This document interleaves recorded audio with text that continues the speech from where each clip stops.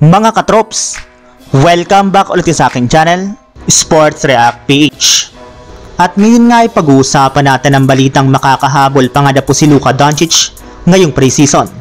Pag-uusapan na rin nga natin dito sa ating panibagong video, ang balitang bubuo na lamang nga na po ang Los Angeles Lakers ng bagong Twin Tower.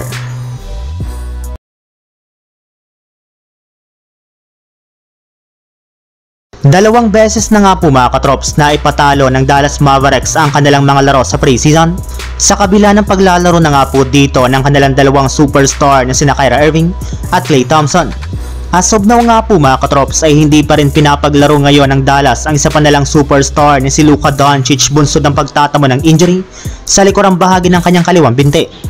Pero ayon nga po sa inanunsyo pa lang ng kanilang head coach na si Jason Kidd, hindi pa rin nga daw po niya sinasarado ang posibilidad na makahabol at makapaglaro pa si Luka Doncic sa kanilang mga natitirang laban sa preseason. Sa katunayan, maayos na rin naman nga daw po ang pakiramdam nito. Nakakapaglakad at nakakatakbo na rin naman nga po ito ng maayos, kaya susubukan na nga po niya na makapaglaro sa lalong madaling panahon sa kanilang lineup. Inamin na rin naman nga po ni Luka Doncic na hindi na nga po siya makapaghintay na makasama ang kanyang pinakabagong teammate na si Klay Thompson, dahil isa nga po ito sa mga tutulong sa kanya pagdating sa kanilang opensa. Pinangako rin naman nga po ni Luka Doncic na tutulungan nga po niya si Klay Thompson na maibalik ang dating laro nito, dahil kapag nangyari nga po iyan ay sigurado nga po na magiging unstoppable ang Dallas Mavericks sa regular season at sa playoffs. Samantala, punta naman tayo sa ating sunod na pag-uusapan sa balitang bubuo na lamang nga po ang Los Angeles Lakers ng bagong Twin Tower.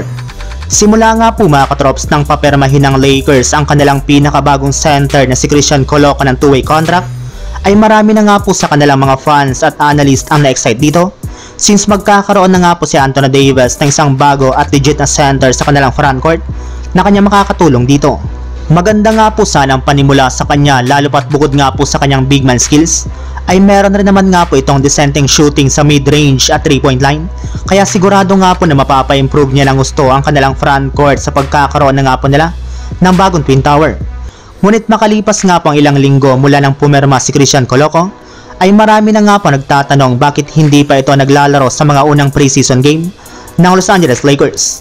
May lumabas na rin naman nga pong balita ngayong araw na malabo na rin naman nga po itong payagan pa na maglaro ng liga.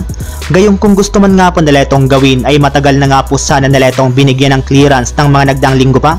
Kaya wala na nga po talagang ibang choice ngayon ng Lakers kundi kumuha ng bagong center at gumawa ng bagong Twin Tower. So yun lang mga katrops, ang handog kong story ngayong araw. Sana nag-enjoy kayo, please like and subscribe my YouTube channel, Sports React PH, para sa iba pang story at update patungkol sa NBA. Kita-kits muli sa ating susunod na video.